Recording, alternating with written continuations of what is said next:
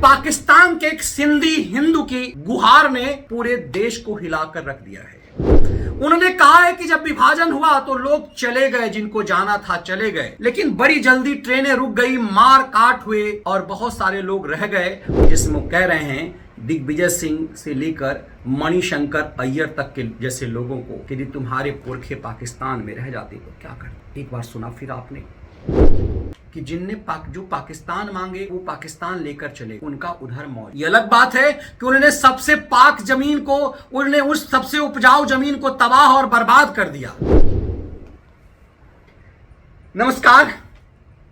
देश भर में वक्फ के नाम पर उत्पात और उसके बाद सुप्रीम मिलॉर्डों के ज्ञान, हिंदू और मुसलमान पर दिव्य ज्ञान, सेकुलरिज्म और गंगा जमनी तहजीब पर दिव्य ज्ञान, और उसी बीच कश्मीर से कलंकित कर देने वाला पाप से भरे हुए तस्वीर ने देश को अभी झकझोरा ही था कि पाकिस्तान के एक सिंधी हिंदू की गुहार ने पूरे देश को हिलाकर रख दिया है। एक बुजुर्ग सिंधी हिंदू ने सिंध से एक गुहार लगाई है भारत के प्रधानमंत्री नरेंद्र मोदी, गृह मंत्री अमित शाह और विदेश मंत्री जयशंकर के लिए। भारत के प्रधानमंत्री से हाथ जोड़कर उस बुजुर्ग सिंधी हिंदू ने कहा है कि हमारी बहन बेटियों की इज्जत बचा लीजिए। उनकी बात सुनेंगे आपकी रूह कांप जाएगी। वो कह रहे हैं कि दिग्विजय सिंह समेत राहुल गांधियों को एक बार सोचना चाहिए कि यदि उनके पुरखे पाकिस्तान के इस हिस्से में रह गए होते तो क्या होता। कई बार मैं भी यही बात कहता हूं, लेकिन जब पाकिस्तान के किसी सिंधी हिंदू ने गुहार लगाई है तो हृदय हिल चुका हुआ है।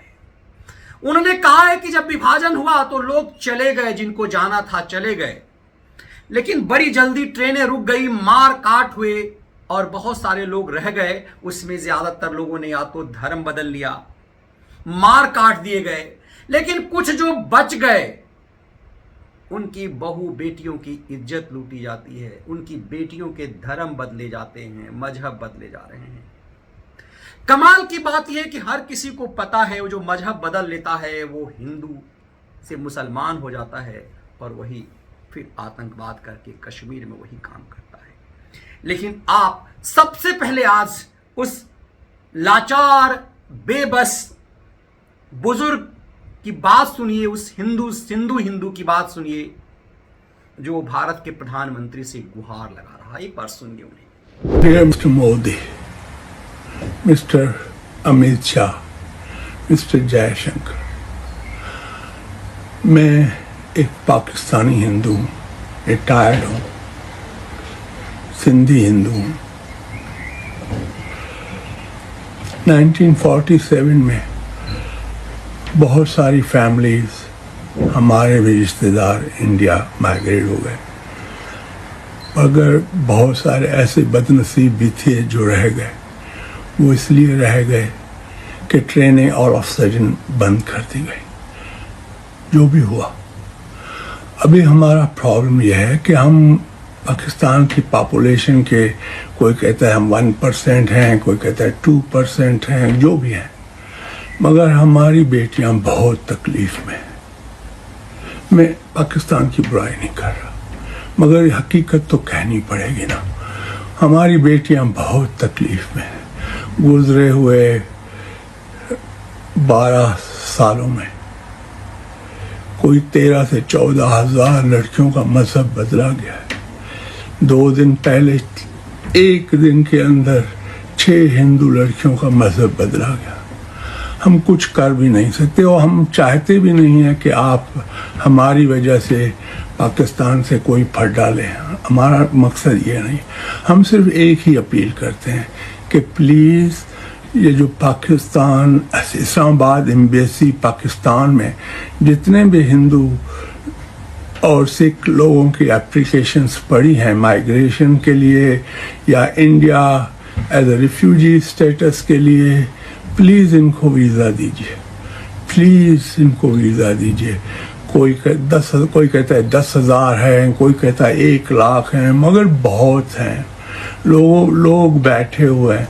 ऐसे भी लोग हैं जिनकी एप्लीकेशन 1-2 साल से पड़ी हुई है। मेरा 2 साल पहले मेरा एक भांजा उस अपनी बहनों के साथ माइग्रेट होना चाहता था, उसको वीज़ा नहीं मिली। बाद में उसकी बहन को किडनैप करके उसको अगवा करके उसका मजहब बदल गया। ऐसे किस्से बहुत हैं सर। हम लोग मजबूर हैं। हमारी लड़कियों को से कभी फंसाया जाता है, कभी उनका ब्रेन वॉश किया जाता है, कभी उनको बकरी की तरह उठा के ले जाते हैं और हम कुछ कर नहीं सकते। न पुलिस हमारी सुनती है, न जजेस हमें इंसाफ देते हैं, न चीफ मिनिस्टर हमारी सुनता है। हम करें क्या, कहाँ जाएं? हम मजबूर हैं। हमारी बेटियां मुश्किल में, हमारी माएँ रोती हैं। सर आपकी भी तो माँ थी, अभी नहीं है। अगर आप लोगों के साथ ऐसा होता, वो भी तो रोती ना सर। प्लीज़ आप हमारी मदद कीजिए। आप बॉर्डर खोल दीजिए, थरपारकर का, खोखरा पार का। जो गरीब, जो अफोर्ड भी नहीं कर सकता, उसको आने दें। ये बेचारों की हालत ऐसी है, जब इनकी बेटियां अगवा हो जाती हैं तो ये लॉयर की फीस भी अफोर्ड नहीं कर सकते सर। इनको अपनी झूपड़ी बेचनी पड़ती है। इन बेचारों को झूपड़ी बेचने के बाद भी, लड़की के कहने के बाद भी कोर्ट में कि हमारे साथ इनजस्टिस हुआ है, हमें ज़बरदस्ती अगवा किया, हमारा मजहब बदला गया, जज साहब हमें अपने माँ बाप के पास भेजिए। नहीं भेजते हैं सर ये लोग। क्यों नहीं भेजते हैं? शायद हम हिंदू हैं। मेरा हिंदू मुस्लिम से कोई वास्ता नहीं है। मैं नहीं चाहता हूँ कि मेरे भाई लोग जो उधर हैं गुस्से में आके अपने मुसलमान भाइयों को तंग करें। नहीं, ये मेरा मकसद ही नहीं है। मैं तो कहता हूँ कि जो जिधर है उसको वो उधर ही रहना चाहिए। मगर हम मजबूर हैं। हमारे साथ बहुत जुल्म हो रहा है, हमारी बेटियों के साथ जुल्म हो रहा है, हमारी माएँ रोती। हम करें क्या, कहाँ जाएं, किससे शिकायत करें सर, किससे शिकायत करें?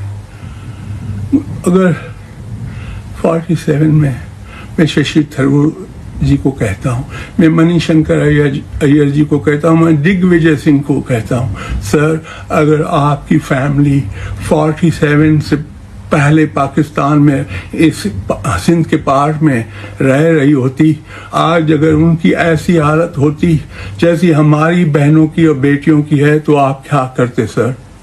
छोड़ो सर, हमारा क्या वास्ता सीए से, हमारा क्या वास्ता हिंदुस्तान की पॉलिटिक्स से। प्लीज़ आप हमारी हेल्प कीजिए, आप हमारी हेल्प कीजिए। देखिए सर, हमारे सिंधी भाई पूरे इंडिया में रहते हैं, किसी ने आपको तकलीफ नहीं दी। गांधीनगर में LK आडवाणी भी रहता है। गांधीनगर में आप तो अमित शाह जी, मोदी जी, आप तो गुजरात से हैं, आपको पता है कि भाई किसी सिंधी ने कोई गलत काम नहीं किया। प्लीज़ बॉर्डर खोल दीजिए हमें, या वीज़ा दे दीजिए। एम्बेसी को करें कि हम लोगों की बच्चों की भी, हमारे लोगों की, हमारी बच्चियों की वीज़ा को क्विक प्रोसेस करें। Thank you. सुना आपने? ये गुहार एक ऐसे पाकिस्तानी हिंदू की है जो कांप रहा है, भारत के प्रधानमंत्री से गुहार लगा रहा है। उम्मीद की जानी चाहिए कि भारत के प्रधानमंत्री उसके इस गुहार को सुनेंगे और बॉर्डर उन सब के लिए खोल दिया जाएगा जिनका सचमुच में इस देश पर हक है। इस सिंधी हिंदू की गुहार ने पूरे हिंदुस्तान को हिला कर रख दिया है। आपको इसके उस हिस्से को सुनना चाहिए जिसमें वो कह रहे हैं दिग्विजय सिंह से लेकर मणिशंकर अय्यर तक के जैसे लोगों को कि यदि तुम्हारे पुरखे पाकिस्तान में रह जाते तो क्या करते। मैं शशि थरूर जी को कहता हूँ, मैं मणिशंकर अय्यर जी को कहता हूँ, मैं दिग्विजय सिंह को कहता हूँ, सर अगर आपकी फैमिली 47 से पहले पाकिस्तान में इस सिंध के पार में रह रही होती, आज अगर उनकी ऐसी हालत होती जैसी हमारी बहनों की और बेटियों की है, तो आप क्या करते सर? छोड़ो सर, हमारा क्या वास्ता सीए से, हमारा क्या वास्ता हिंदुस्तान की पॉलिटिक्स से। प्लीज़ आप हमारी हेल्प कीजिए, आप हमारी हेल्प कीजिए। एक बार सुना फिर आपने। यह गुहार उन सब लोगों के लिए है जिनके बाप दादाओं ने पाकिस्तान मांगा, लेकिन वो यहीं रह गए और वक़्फ़ के नाम पर लूट मचाते रहे। सोचिए, जिनके बाप दादाओं ने पाकिस्तान मांगा और वो यहीं रह गए, वो उत्पात मचाते हैं, गंगा जमुनी तहजीब की बात करते हैं, वक़्फ़ के नाम पर पाकिस्तान से भी बड़ा हिस्सा इस देश में कब्जा कर लिया और फिर कह रहे हैं कि मेरा अधिकार है। कमाल की बात यह है कि भारत का सुप्रीम कोर्ट नहीं देख रहा। कमाल की बात यह है कि सेकुलरिज्म के नाम पर, गंगा जमुनी तहजीब के नाम पर इस तरह के घटिया खेल खेलने वाले नहीं समझ रहे। इस पाकिस्तानी सिंधी हिंदू की इस गुहार ने सचमुच पूरे भारत को हिलाकर रख दिया है। एक बार सोचने के लिए कि जो पाकिस्तान मांगे वो पाकिस्तान लेकर चले गए, उनका उधर मौज हो गया। यह अलग बात है कि उन्होंने सबसे पाक जमीन को, उन्होंने उस सबसे उपजाऊ जमीन को तबाह और बर्बाद कर दिया। लेकिन जो यहां रह गए, जिनके पूर्वजों ने पाकिस्तान मांगा, उनकी मानसिकता नहीं खत्म हुई, वो जहरीले आज भी बने रहे। कश्मीर में जब मजहब पूछ करके, हिंदू पूछ करके आज भी मारा जा रहा है, तो फिर योगी आदित्यनाथ की यह बात सत्यापित होती है जिसमें उन्होंने कहा था कि 5 हिंदू 50 हिंदू के बीच, 50 हिंदू के बीच एक मुसलमान रह सकता है, लेकिन 50 मुसलमानों के बीच 2 हिंदू नहीं रह सकता। आज फिर ये चिंतन का विषय है।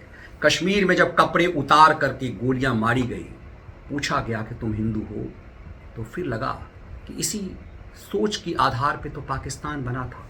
क्या फिर बार बार इस देश में पाकिस्तान बनाने की तैयारी हो रही है? ये सिंधु हिंदू हर उस किसी को जगा रहा है जो जातियों में बटा हुआ है आज यहां पर, और सेकुलरिज्म और गंगा जमुनी तहजीब के नाम पर पाप कर रहा है।